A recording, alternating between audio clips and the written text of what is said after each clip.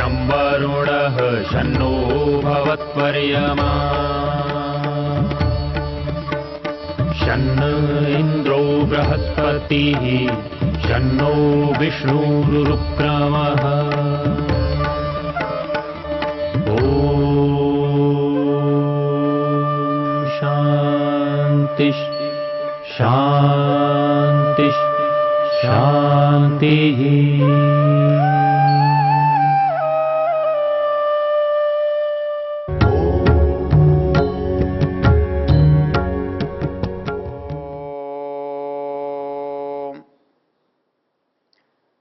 हम ज्ञान सूक्त के तीसरे मंत्र की चर्चा कर रहे हैं। इसका ऋषि बृहस्पति है, इसका देवता ज्ञान है। ये ऋग्वेद के 10वें मंडल का 71वां सूक्त है। इसे ज्ञान सूक्त कहते हैं। इसका ऋषि बृहस्पति है, ज्ञान इसका देवता है। और इसमें जो सबसे महत्वपूर्ण बात है, ज्ञान के ईश्वर से, ऋषियों में और ऋषियों से समाज में, मनुष्यों में संक्रमण कैसे होता है। तो वो कहता है, यज्ञेन वाचः पदवीयमायन तामन्वविंदन ऋषिषु प्रविष्टाम तामाभृत्या व्यदधु पुरुत्रा ताम सप्तरेभा अभिसन्नवन्ते। एक शैली है जिससे ईश्वर से मनुष्य में ज्ञान आया, यज्ञेन वाचा। वो यज्ञीय शैली है, वो यज्ञ की प्रक्रिया है। उस यज्ञ से ये काम संपन्न होता है। और क्या होता है, तामन्वविंदन ऋषिषु प्रविष्टा। ऋषियों ने जो उनके अंदर था उसको उन्होंने दूसरों को बताया। जो दूसरों को बताया वो कैसे पता लगा, तो वो पता लगा उसको ताम सप्तरेभा अभिसन्नवन्ते। अरे ये जो शब्द हैं, ये जो रचना है, ये जो छंद हैं, ये उसको संग्रह करके बैठे हुए हैं और ये उसको बता रहे हैं। तो हमने पिछले प्रवचन में जो चर्चा की थी, वो चर्चा ये की थी कि ऋषियों को ज्ञान मिला, तो हमारे मन में जो शंका थी कि उसको ही क्यों मिला, तो उसको ही क्यों मिला, तो मुक्ति में वही क्यों गया, दूसरे क्यों नहीं गए। मुक्ति की अवधि उसकी ही पूरी क्यों हुई, दूसरे की क्यों नहीं हुई। मुक्ति में क्या वह अकेला ही था, तो अकेला नहीं था तो बाकी सब कहाँ थे। तो संसार में कुछ भी जो हो रहा है उसके पीछे एक सबसे महत्वपूर्ण चीज है जिसकी हम चर्चा कर रहे थे, वो है क्रम। मतलब किसी को कुछ भी मिल रहा है, उसकी पात्रता और अपात्रता से भी अधिक महत्वपूर्ण चीज है उसका क्रम, उसकी उपस्थिति। जैसे साक्षात्कार के समय हो सकता है इस देश में उस पद के पाने के योग्य लाखों व्यक्ति हों, लेकिन वो पद वहां उपस्थित लोगों में से जिसका चयन किया उसको मिल गया। तो जो जिसका चयन किया वो उनमें से सबसे ठीक लगा, सबसे अच्छा लगा। सबसे अच्छा लगा उस क्रम पर था, उस क्रम पर होने से उसे प्राप्त हुआ। हमारे यहाँ एक समस्या आती है कि और सब चीजों के बारे में तो पता लगे, पर ये काल का क्रम कैसे पता लगे। ये क्षण बीता, दूसरा क्षण आया, ये कैसे पता लगे। ये केवल काल से तो नहीं पता लग सकता। काल में अपने आप में कोई पहचान नहीं है जिससे हम पहचाने, तो फिर कैसे पता लगता है। तो उसके यहाँ पता लगता है कि जब हम किसी को कहते हैं ये इसके पहले है और ये इसके बाद है। ये किसी भी वस्तु का पहले होना और किसी भी वस्तु का बाद में होना। तो यूं समझो, एक बच्चा आज पैदा हुआ है और एक बूढ़ा 100 साल पहले पैदा हुआ है। इसी से तो 100 साल का पता लग रहा है कि ये 100 साल पुरानी चीज है, ये एक नई चीज है। और मान लो ये दोनों ही नहीं हो, तो समय का क्या पता लगे कि कौन कितना पुराना है। समय से तो नहीं पता लग सकता कि समय स्वयं कितना पुराना है, क्योंकि समय तो एक जैसा चल रहा है, उसका पता नहीं लग सकता।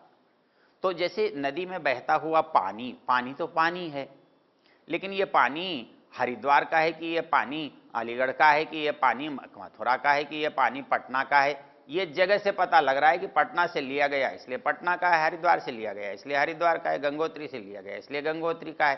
पानी से थोड़ी पता लग रहा है कि ये गंगोत्री का है कि हरिद्वार का है। तो वैसे ही ये सारा संसार जिसका पता चल रहा है, वो संसार की वस्तुओं को देखने से पता लग रहा है कि ये कौन कितना पुराना, कितना पहला, कितना बाद का है। तो वैसे ही ज्ञान, तो पता क्या लग रहा है कि ज्ञान ऋग्वेद पहले है, यजुर्वेद बाद में है, सामवेद उसके बाद है। तो ये पहला और बाद क्या? पहला और बाद शब्द नहीं। शब्द तो ऋग्वेद में भी वैसे ही हैं, यजुर्वेद में भी वैसे ही हैं, सामवेद में भी वैसे ही हैं, अथर्ववेद में भी वैसे ही, लेकिन परिणाम अलग अलग। जब आप किसी चीज को समझते जानते हैं तब आप बैठकर सुनते हैं, जानकर आप चलते हैं तो समझे हुए को करते हैं।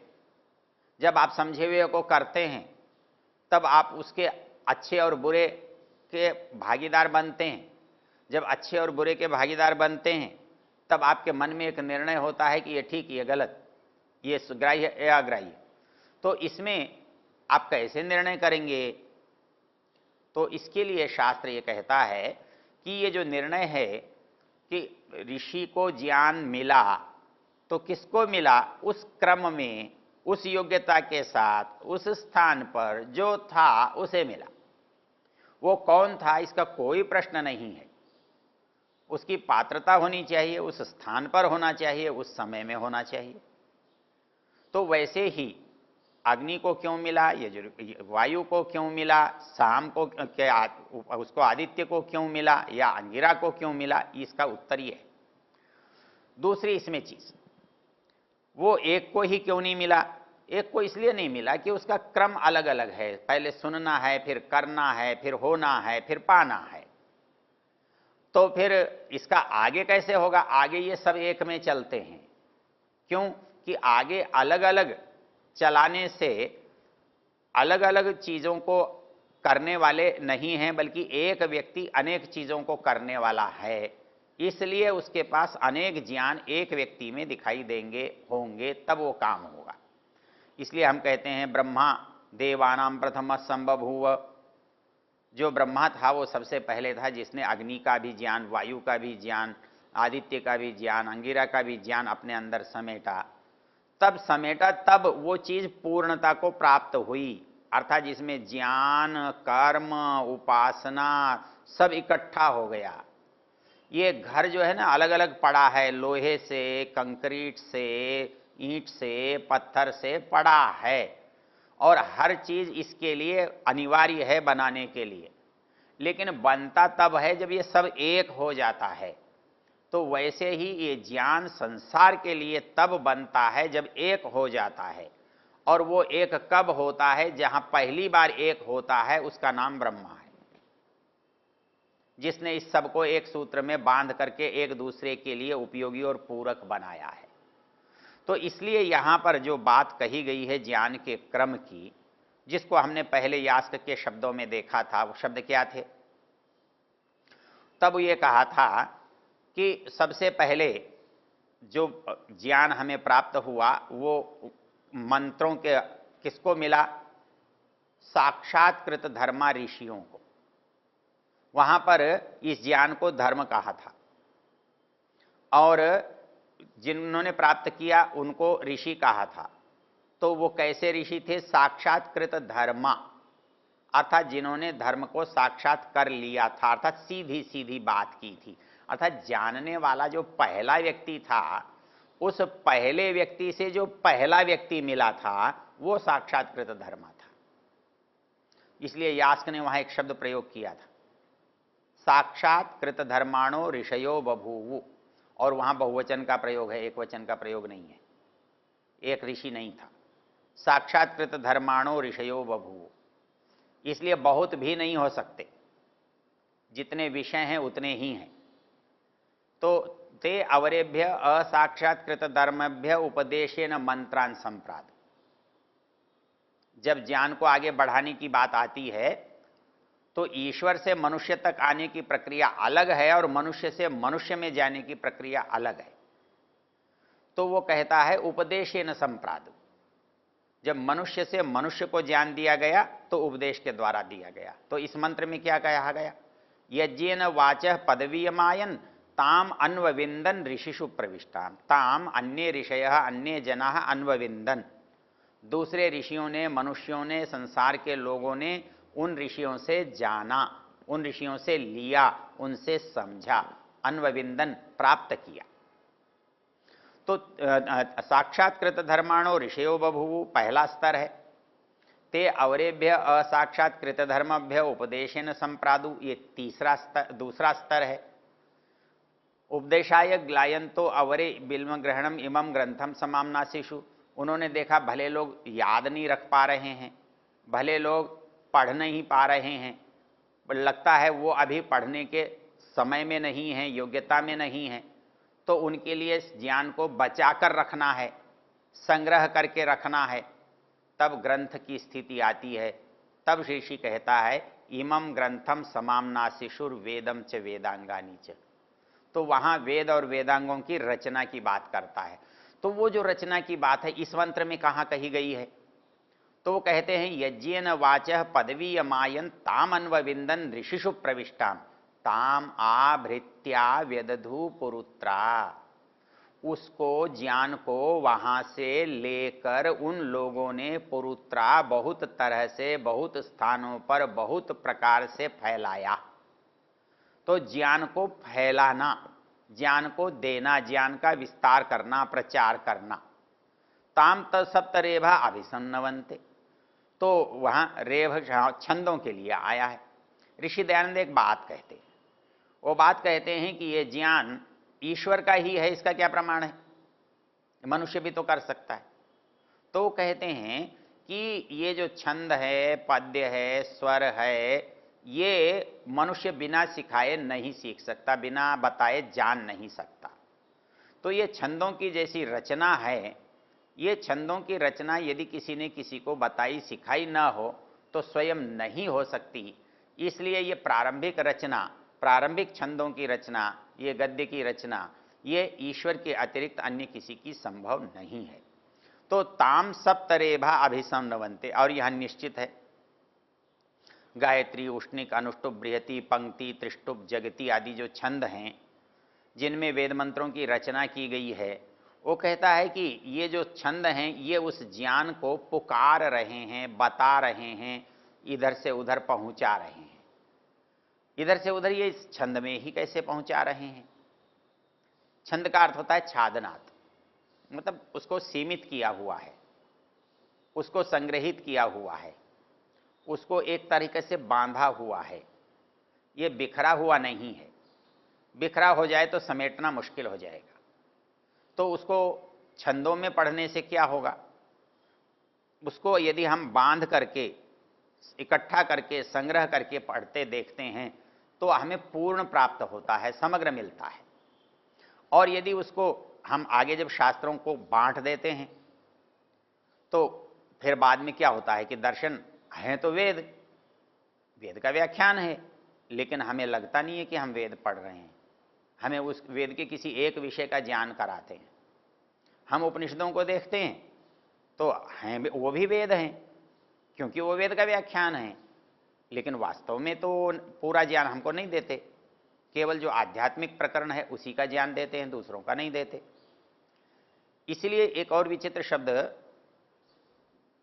जैसे यास्क ने कहा था वेदों की रचना की, और वो तीसरे स्तर पर की, तो तीसरे स्तर पर वेदों की रचना की तो दो स्तर के लोग क्या कर रहे थे? उन्होंने जो पाया वो क्या था? तो उसके लिए टीकाकार लिखता है निरुक्त का कि वेद ब्राह्मण, मतलब वहां वेद का अभिप्राय ब्राह्मण ग्रंथों से है। क्यों है ब्राह्मण ग्रंथों से? क्योंकि ब्रह्म का व्याख्यान होने से वो ब्राह्मण हैं, अर्थात ब्रह्मवेद को कहते हैं। तो ब्रह्म वेद को कहते हैं और इसको ब्राह्मण कहते हैं।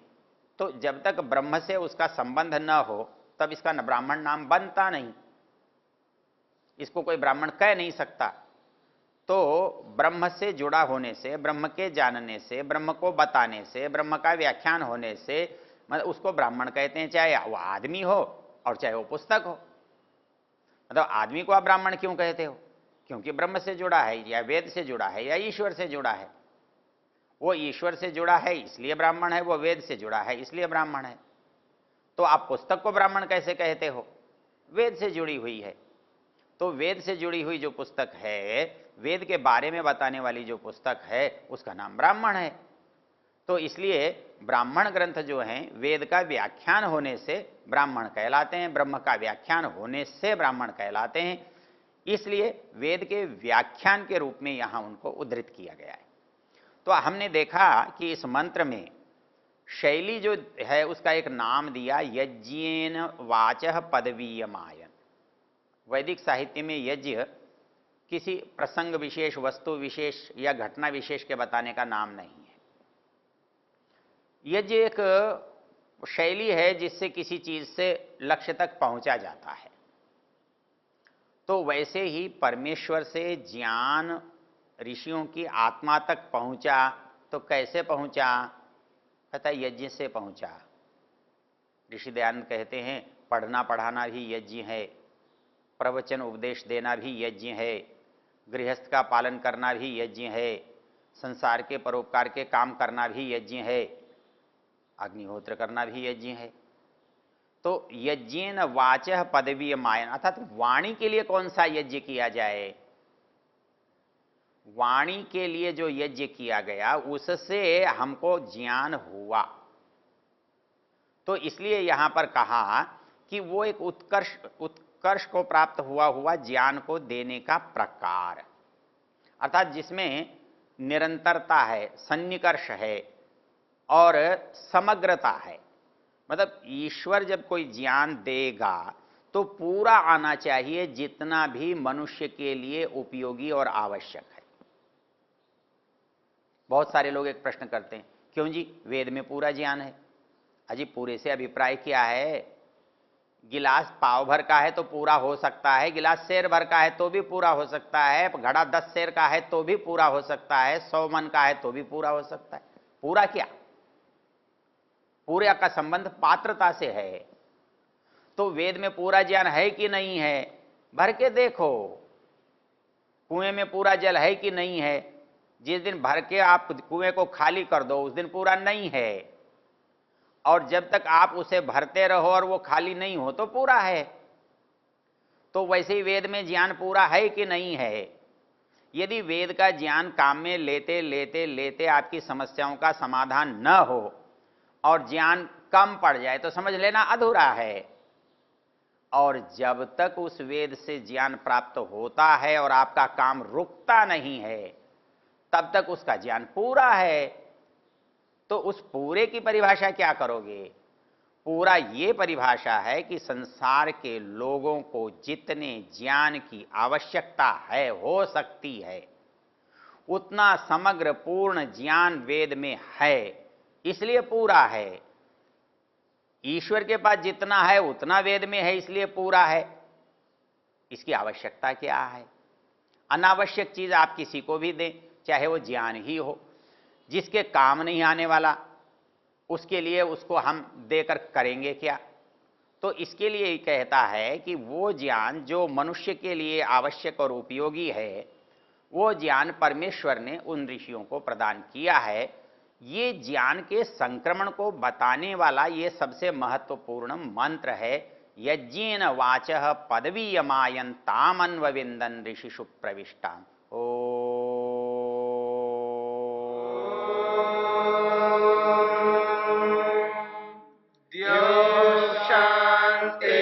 शांतिरंतरिक्षं शांति पृथिवी शांतिरापः शांतिरोषधयः शांतिः वनस्पतयः शांतिर्विश्वे देवाः शांतिर्ब्रह्म शांति सर्वं शांति शांतिरेव शांति क्षमा शांतिरेधि। ओम शांति शांति शांति।